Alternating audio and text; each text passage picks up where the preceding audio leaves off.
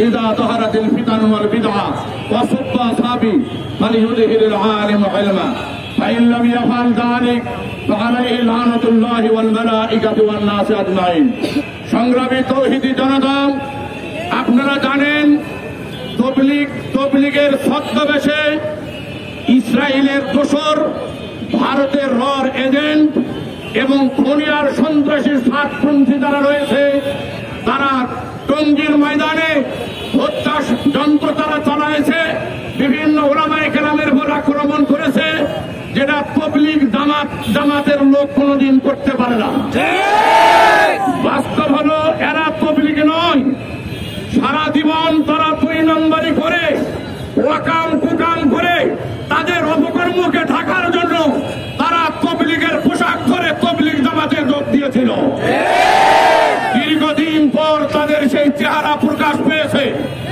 কুষ্টিয়ার সর্বস্তরের তৌহিদি জনতাকে জানাই দিতে চাই, কোন সন্ত্রাসী তবলিগ হতে পারে না, কোন উগ্রবাদী তবলিগপন্থী হতে পারে না। আপনারা জানেন সারা বিশ্বের উলামায়ে কেরাম এই কথা স্পষ্ট ঘোষণা দিয়েছে, সাতপন্থী এরা ইহুদিদের এজেন্ট, এরা ইসরায়েলের এজেন্ট, ভারতের রর এজেন্ট।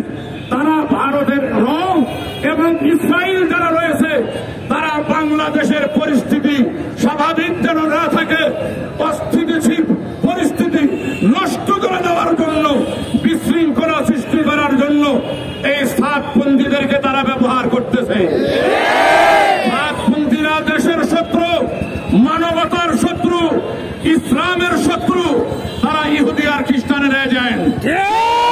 কুষ্টিয়া জেলা হেফাজতে ইসলাম কুষ্টিয়া জেলা শাখার পক্ষ থেকে আমরা সরকার প্রধানকে জানাই দিতে চাই, বর্তমান তত্ত্বাবধায়ক সরকারকে জানাই দিতে চাই, প্রশাসনকে জানাই দিতে চাই, তারা খুন করার পরেও তারা জামিন পাচ্ছে কিভাবে? নিশ্চয় আপনাদের সাথে গোপন আতাত রয়েছে। বাংলাদেশের জনগণ কিন্তু বোকা নয়। আওয়ামী ফাঁসিবাদী সরকারকে 45 মিনিটের মধ্যে যেমন বাংলাদেশ ছাড়া করেছে, বাংলাদেশের জনগণ জানে, এর প্রতিশোধ নিতে জানে, তাদেরকে কেন জামিন দেওয়া হয়েছে এর কৈফিয়ত আপনাদেরকে দিতে হবে।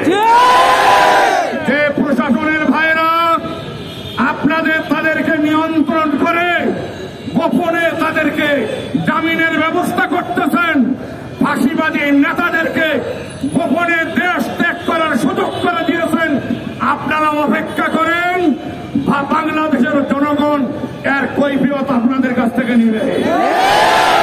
সরকার প্রধানকে জানাই দিতে চাই, প্রশাসনকে জানাই দিতে চাই, অবিলম্বে সাতপন্থীদের সর্বপ্রকারের কর্মকাণ্ড নিষিদ্ধ ঘোষণা করতে হবে।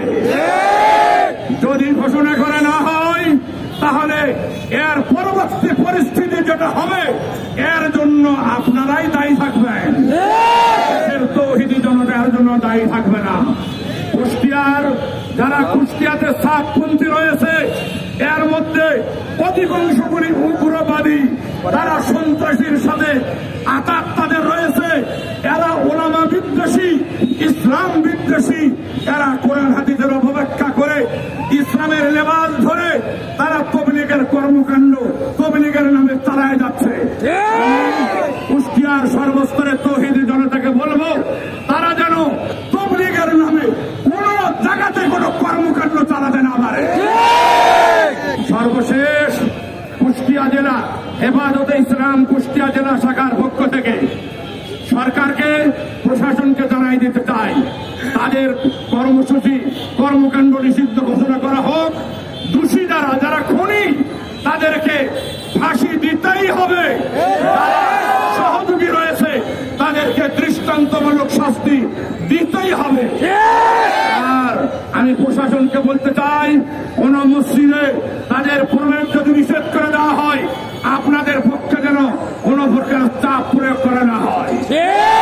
তবলিগ কিন্তু প্রশাসনের চাপে চলে না, তবলিগ কিন্তু নেতাদের প্রভাবে তবলিগ চলে না। ইসলামের কাজ, দ্বীনের দাওয়াত এরা স্বাধীনভাবে করবে যারা মানুষের সংশোধন চায়, যাদের চরিত্র ভালো, যাদের আমল ভালো, তারা। সাতপন্থীরা সন্ত্রাসী, সুতরাং তবলিগের নামে তবলিগকে কলঙ্কিত করতে দেওয়া হবে না তাদের। আমি সর্বশেষ সরকারকে তাদের বিরুদ্ধে ব্যবস্থা নেওয়ার জন্য এবং যাদেরকে জামিন দেওয়া হয়েছে ষড়যন্ত্রমূলক অবিলম্বে আবার গ্রেফতার করে দৃষ্টান্তমূলক শাস্তির ব্যবস্থা করার জন্য কুষ্টিয়া জেলা হেফাজতে ইসলাম কুষ্টিয়া জেলা শাখার পক্ষ থেকে জোর দাবি জানানো হচ্ছে এবং সামনে যেন আর কোনদিন এই জাতীয় অপকর্মে জড়িত থাকতে না পারে এর ব্যবস্থা নেওয়ার জন্য উদাত্ত আহ্বান জানাই আমার সংক্ষিপ্ত বক্তব্য শেষ করতেছি। আল্লাহ